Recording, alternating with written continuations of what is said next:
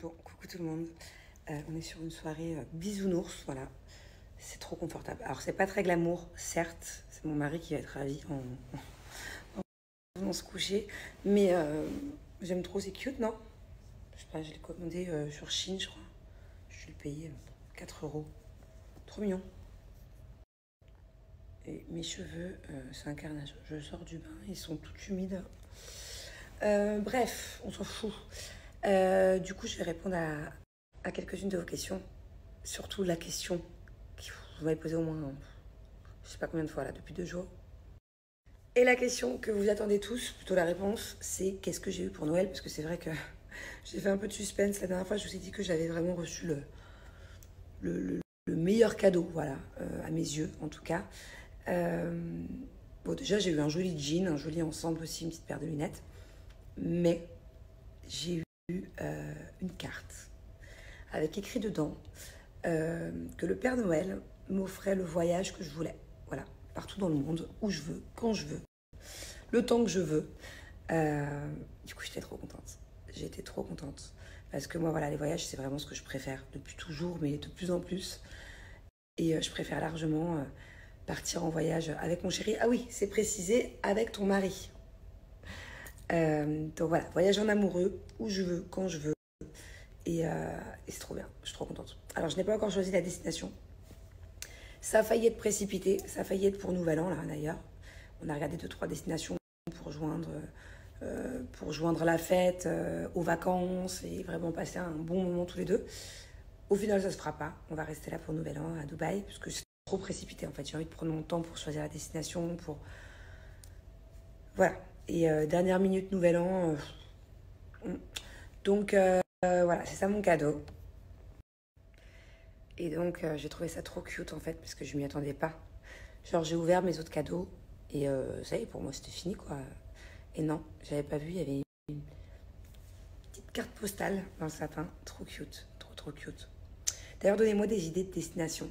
J'aimerais joindre le repos et profiter de mon chéri, genre un endroit cocooning et tout, mais un endroit où on peut quand même faire la fête.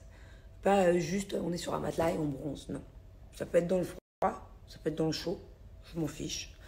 Mais voilà, on va se faire un voyage en amoureux, incessamment sous peu. Et je suis trop, trop, trop, trop, trop, trop, trop contente. Et il y a quelques jours, du coup, je vous ai dit deviner. Voilà, je vous ai demandé de deviner mon cadeau. Il y en a plein qui m'ont dit voyage. Mais il y en a plein, genre 70% qui m'ont dit un 3e bébé. Mais Julien, il ne peut pas m'offrir ça comme cadeau. Parce que si je devais être enceinte, c'est moi qui suis enceinte, c'est pas lui. Donc du coup, c'est logique que ça ne peut pas être un bébé. Moi, je peux lui offrir ça comme cadeau, mais lui, il peut pas. Parce que si je suis enceinte, c'est moi qui le sais. Donc c'est moi qui donne le cadeau. Vous voyez ce que je veux dire? Il y en a plein qui m'ont dit 3e enfant, non, c'était pas ça. Alors non, j'ai pas vu justement que Julien, il avait commandé un 3e enfant. Non.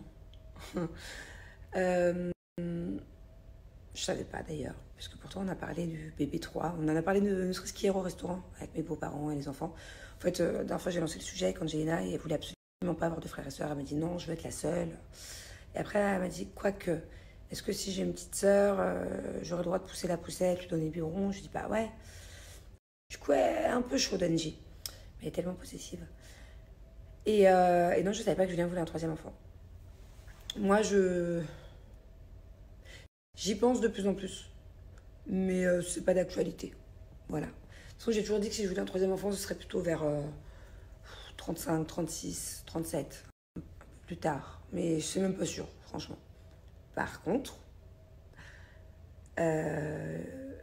j'avais peur d'être enceinte. Voilà, je vous le dis maintenant parce que je sais que je suis pas enceinte. Mais je viens d'apprendre là que j'étais pas enceinte il y a 1 heure. Mais j'ai eu peur. Parce que, comme vous le savez, bon, toute confidence, allez, on s'en fiche, sans gêne, je vous dis les choses. Vous savez, j'ai un stérilet en cuivre, donc normalement, maintenant, en fait, l'un des...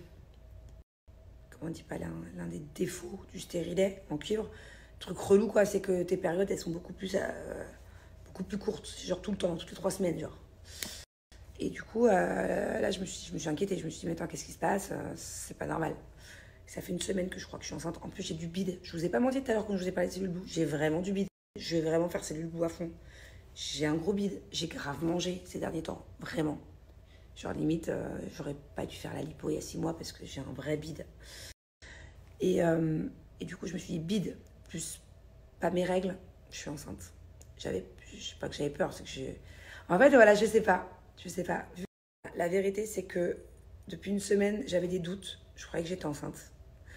Et que je sais pas si j'avais peur d'être enceinte. Genre, oh non, putain, je suis enceinte. Ou si j'étais contente. C'était très bizarre. Genre, là, quand j'ai appris que j'étais pas enceinte, il y a 1 heure, parce que voilà, mes périodes sont arrivées, je sais pas, je me demande si je me suis pas dit dans le fond, oh, j'étais pas un peu déçue. Mais léger. Donc, voilà, vous savez tout. Ouais, je suis trop contente pour Joe et Pagaï d'ailleurs, pour l'anecdote. Quand ils sont venus à la maison, vous savez, quand ils sont venus à Dubaï, je sais plus si c'était il y a 1 mois ou il y a 2 mois, il y a un soir en fait où avec Joe, les garçons étaient partis et on parlait contraception. Et je lui disais, mais t'es une ouf, faut pas prendre la pilule. Justement, je lui disais, faut mettre un stérilet, c'est trop bien, au moins il y a beaucoup moins de risques pour le cancer. Enfin bref, je lui ai fait une tête comme ça. Et j'y avais pas remarqué qu'elle était pas réceptive, genre elle esquivait un peu le sujet. Oh, pardon, je suis crevée. J'avais pas remarqué qu'elle esquivait un peu le sujet. Et en fait, c'est le lendemain qu'ils nous l'ont annoncé. On était trop contents pour eux et genre je m'y attendais pas du tout. Parce que justement la veille, on parlait de contraception et que je lui disais, et toi, deuxième bébé, qu'elle me disait, ah bah non, et tout, pas tout de suite. Et en fait, je ne savais pas, mais elle était enceinte et ils nous l'ont annoncé le lendemain. Voilà, trop mignon comme ils nous l'ont annoncé. On était tous les 4 dans une piscine à Dubaï. Et bon, bah, faut que je vous dise quelque chose et après on a deviné direct, quoi. Trop contente. Ça va être dur un peu quand même pour eux parce qu'ils n'ont pas beaucoup d'écart, les 2 enfants, mais c'est chouette quand il n'y a pas beaucoup d'écart comme ça. D'un autre côté, c'est que du bonheur. Comme ça, au moins, ils auront une vraie complicité et tout. Alors, est-ce que je pense que c'est une fille ou un garçon Je sais pas. Franchement, je sais pas. Ouais, j'ai eu des commentaires aussi. Le téléphone d'Angelina est un faux téléphone. Enfin, c'est un vrai faux. On peut pas appeler, on peut pas envoyer de message, mais on peut quand même prendre des photos, on peut écouter les comptines, on peut jouer à des petits jeux et prendre des vidéos. Voilà, voilà. C'est un téléphone pour enfants, bien sûr. Mais c'était son rêve d'avoir un téléphone, elle le lâche plus. Elle veut faire comme maman en fait. Elle passe son temps à prendre des photos, à faire comme ça avec son téléphone, à faire semblant d'appeler. Voilà. Mon rêve, au jour d'aujourd'hui, dans la conjoncture actuelle, ça serait que le monde arrête de partir en couille. Voilà. Ça serait que on arrête de vivre dans un monde de fous. Et que mes enfants ne grandissent pas dans un monde qui part en cacahuète. Voilà, ça ce serait mon rêve. Mon rêve, ce serait que mes enfants, les années à venir, que ce soit dans 1 an, 2 ans, 5 ans, 10 ans, 20 ans, 30 ans, puissent vivre dans un monde normal et ne pas avoir à angoisser de leur futur. Parce que je vous assure que, en tant que parent, en tant que maman, quand je vois tout ce qui se passe en ce moment,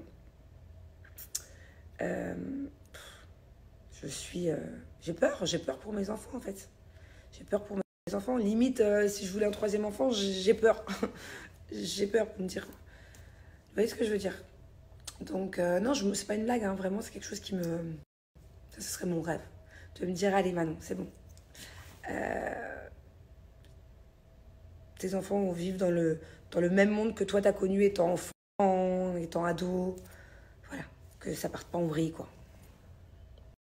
Vous savez, j'ai commencé à vous en parler hier. Mais je ne sais pas si je continuerai d'ailleurs. Parce que je trouve que c'est vraiment quelque chose de personnel et moi,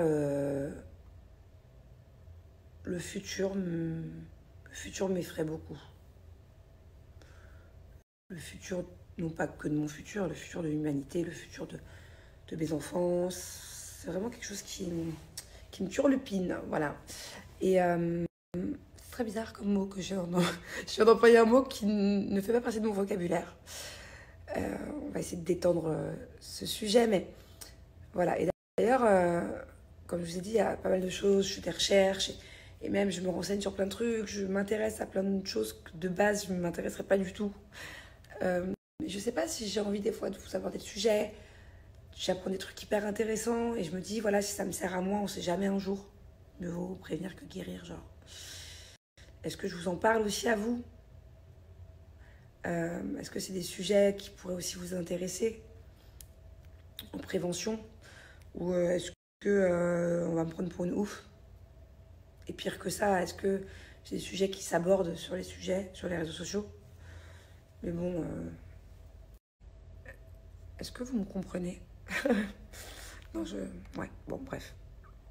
Autre sujet, je passe complètement du coq à l'âne, mais ça m'a vraiment choquée quand je vois qu'il y a plusieurs acteurs français qui osent défendre Gérard Depardieu et dire que en ayant de tels propos sur Gérard Depardieu, c'est comme si on s'attaquait à l'art. J'ai trouvé ça mais tellement hallucinant. Est-ce que quand Gérard Depardieu dit des choses totalement ignobles, horribles, gênantes, en parlant de certaines jeunes filles très très très très jeunes, ou du respect de la femme, est-ce que c'est s'attaquer à l'art aussi ou pas?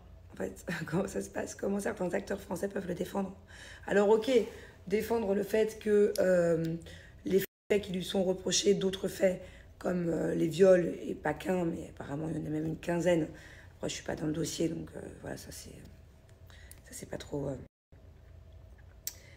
c'est pas trop à moi de t'expliquer les faits, mais ok, par rapport à son procès, pour l'instant, il y a présomption d'innocence parce que voilà, il n'y a pas eu encore le verdict. Ok, mais hormis tout ça, avec tout ce qu'on a pu voir, tout ce qu'on a pu entendre, sa manière sa manière de respecter la femme, justement de ne pas respecter la femme, sa manière de... Mon Dieu, c'est-à-dire que, pour ceux qui n'ont pas suivi mes snaps, mais quand j'ai vu les images du reportage il y a quelques semaines en arrière, la gênance était gênée. Je n'ai même pas osé regarder. Il y a des moments où j'ai été obligée de passer. Pourtant, voilà, j'en ai déjà entendu dans ma vie, j'en ai vu des choses. Mais là, j'ai été obligée de mettre avance rapide sur certains passages, tellement j'ai été gênée. Tellement le mec a un comportement inacceptable, un comportement de porc. Donc, alors je suis contre le lynchage sur les réseaux sociaux. Ok. Mais là, c'est quand même abusé. Enfin, je veux dire, je dirais jamais, dans aucun cas, qu'un jour un lynchage est mérité. Je dirais jamais ça, je ne le penserai jamais. Mais de là à dire, pour certaines personnes qui le défendent, que le fait de donner son avis sur les réseaux sociaux à son sujet, avec tout ce que les gens ont entendu, c'est s'attaquer à l'art. Comment on peut dire ça, en fait? Comment on peut dire ça? Comment on peut défendre cet homme? Même si, ok, ça reste Gérard Depardieu, ok, il a été vraiment présent et il est présent dans le cinéma français, c'est un pionnier, ok. Mais ça veut dire que ces personnes-là qui le défendent, quand elles entendent les propos qu'il a envers les jeunes filles, jeunes, ou les femmes, elles sont pas choquées. C'est-à-dire que ces personnes-là tolèrent ou acceptent ce genre de comportement. Donc ça veut dire que, est-ce que ces personnes-là, il faut les mettre dans le même panier ou pas, en fait? Richard, Carla Bruni, Emmanuel Seigné ou encore Jacques Dutronc dénoncent une cabale contre l'acteur. Nous ne pouvons plus rester muets face au lynchage qui s'abat sur lui, face au torrent de haine qui se déverse sur sa personne. Lorsqu'on s'en prend ainsi à Gérard Depardieu, c'est l'art que l'on attaque. Moi, j'ai une question pour ces personnes-là. Est-ce que, si vous aviez été à côté de Gérard Depardieu, au moment où il a dit des choses complètement horribles, par rapport aux jeunes filles, par rapport aux femmes, par exemple sur un cheval, ça c'est vraiment quelque chose qui m'a choquée. Est-ce que du coup vous auriez donc était d'accord avec lui. Vous seriez même rentré dans la discussion, vous ne lui auriez rien dit, vous ne l'aurez pas remis à sa place. Vous auriez trouvé ça normal parce que parce qu'il est considéré comme de l'art. Êtes-vous d'accord avec tout ça? Enfin, Ouais, parce que moi, en tout cas, je peux vous dire que si j'avais été à côté de lui à ce moment-là, ou même dans les autres moments du reportage, où il met les gens mal à l'aise, comme ça, je l'aurais remis à sa place, je l'aurais je l'aurais affiché comme jamais j'ai affiché quelqu'un. Et ben tu vois, ça m'étonne. Il t'a pas bloqué depuis le temps? Parce que si t'envoies des messages à Julien régulièrement, comme le genre de message que tu m'envoies à moi, comment se fait-il qu'il ne t'a pas bloqué? Comment se fait-il que tu aies encore accès aux messages? D'ailleurs, tu sais que j'ai des doutes de savoir qui tu es. Enfin, on se connaît pas personnellement, mais à force, j'ai des doutes. Ouais, Loua, c'est super mignon, super mignon. Alors, j'ai pas d'idée de prénom, mais en tout cas, la dernière fois, je suis tombée sur un truc TikTok qui faisait une liste de prénoms. Il y en a 2-3 que j'ai trouvé cool. Et je les ai dit à Julien et à Thiago, ils se sont fichus de moi. Ils n'ont pas aimé. Bon, ça m'étonne pas. Je suis sûre que c'était juste pour... En gros, si je dis un truc que j'aime pas, ils vont dire ils aiment bien. Si je dis un truc que j'aime bien, ils vont dire ils aiment pas. Donc en fait, je vais faire croire, si un jour ça arrive que j'ai un troisième enfant, que je veux absolument pas tel prénom. En fait, je le veux. Et comme ça, je suis sûre qu'ils vont dire oui. Bon, vous avez compris le... J'ai trouvé des prénoms... Je vais le positionner. J'ai trouvé des prénoms italiens. Il y en a des italiens, il y en a aussi des grecs. Je sais pas, mais trop cute, trop cute. Ah ouais, ça existe. Trop bien. Je vais rechercher tout de suite sur internet. Quoi qu'elle vient d'avoir plein de cadeaux pour Noël, mais trop bien quand même. Le collier d'Ariel, la petite sirène, et il chante. Bonne fête à toi en tout cas. Et ouais, bonne idée. Je vais voir si je trouve.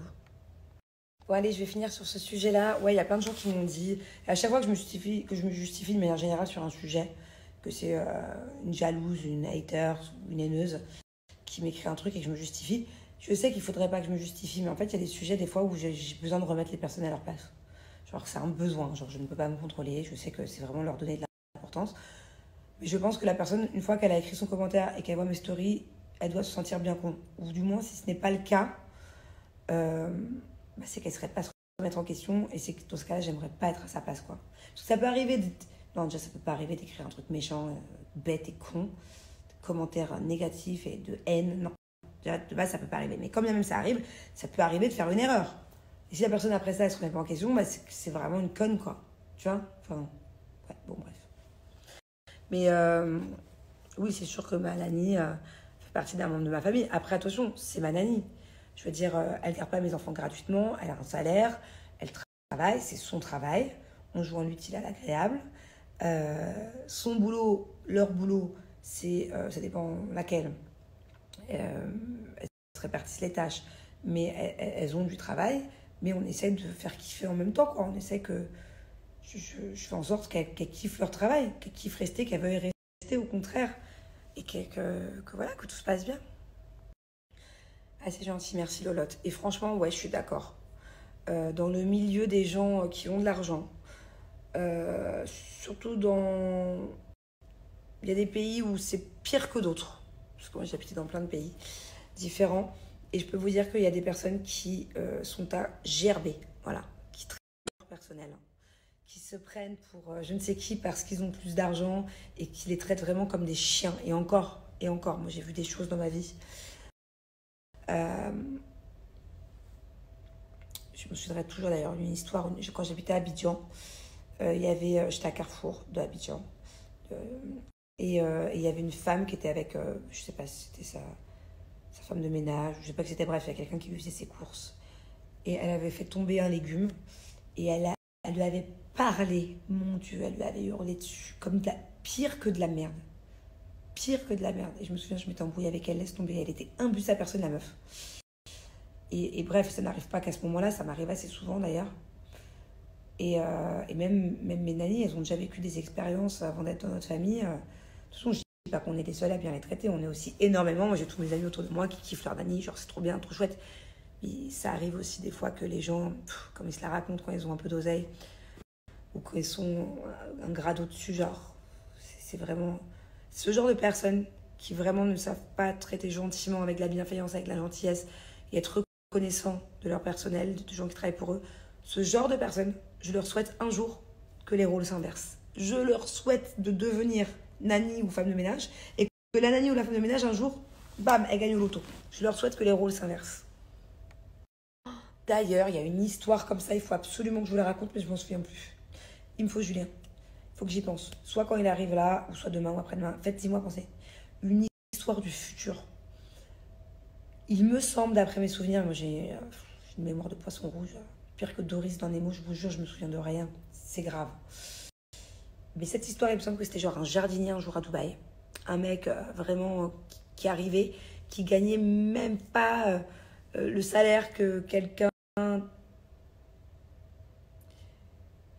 du Sri Lanka ou...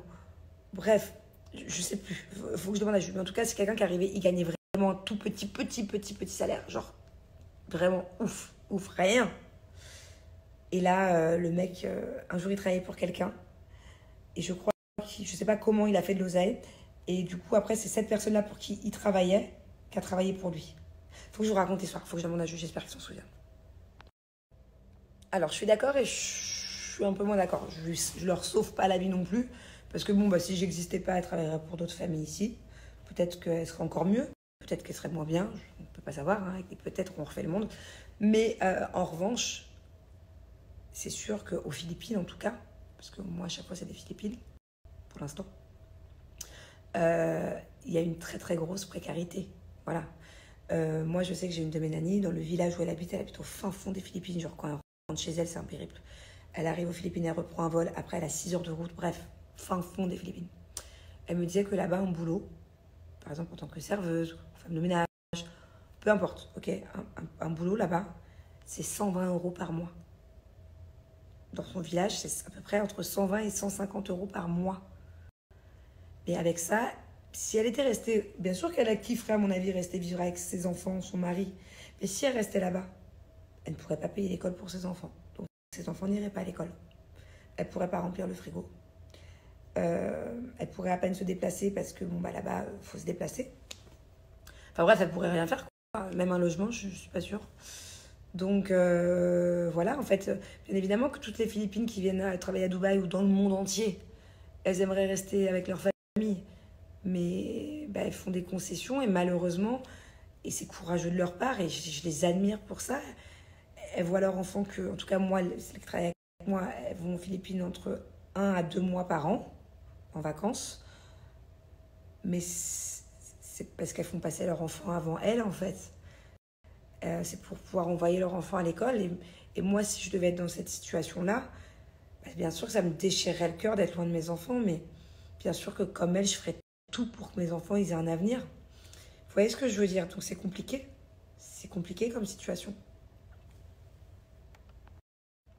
Je comprends ce que tu veux dire. Mais c'est pas ce que je ressens, en tout cas moi. Voilà.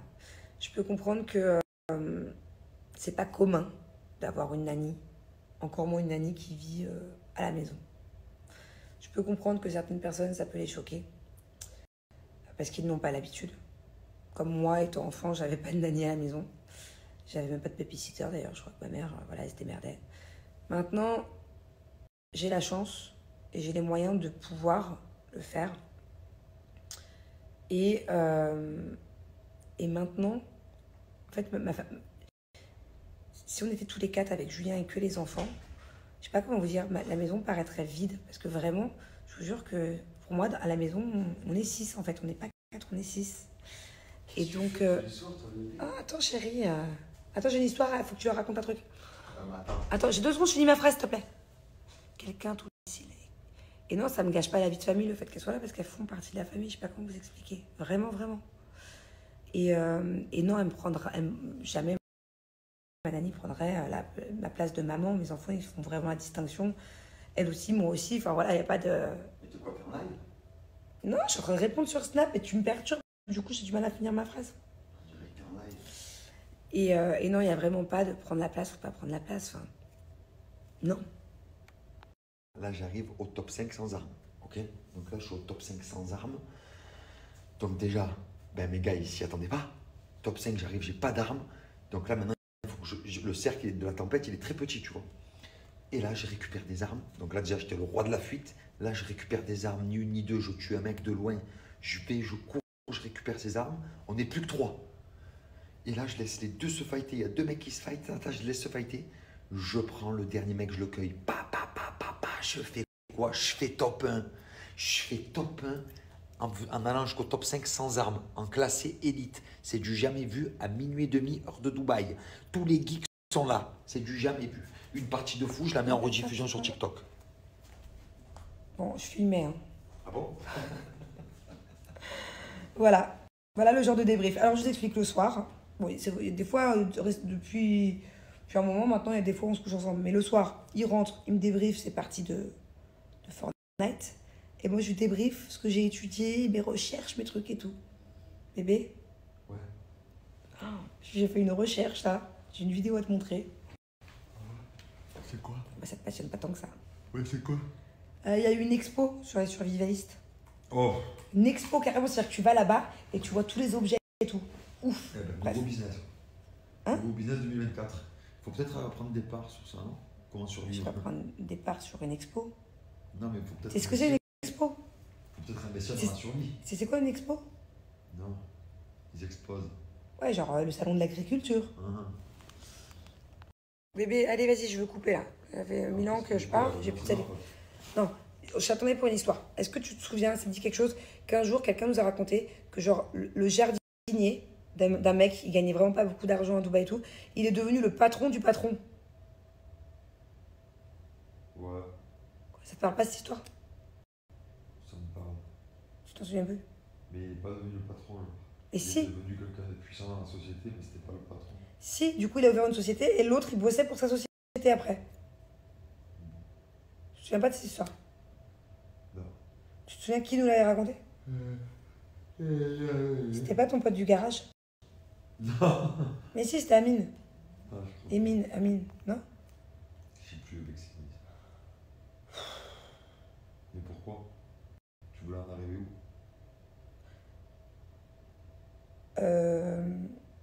Parce que, en gros, quelqu'un qui traite mal son employé, ça arrive, hein, les gens qui sont riches, ça raconte trop, ils les traitent comme des chiens, et ben je leur souhaite de devenir un jour femme de ménage ou nanny, et que la nanny ou la femme de ménage, elle devienne l'employé, que ça s'inverse. Et je me souviens de cette histoire, que ça s'était inversé. Tu t'ennuies dans ta vie. Pourquoi je m'ennuie? Excuse-moi, je m'ennuie moins que toi qui joues à Fortnite. Wouh, j'ai fait un top 1, on m'appelait le roi de la fuite. Wouh. Je t'explique, moi j'ai des vraies discussions. Sans armes. Et là, écoutez-moi, je suis parti dans une game de fou furieux où je fais que prendre la fuite. Je prenais la fuite. Sans armes. Et là, écoutez-moi, je suis parti dans une game de fou furieux. Bon, j'étais en train de me préparer ce matin pour aller au ski et Angelina elle avait du mal à se réveiller. Et en fait, elle est malade. Voilà.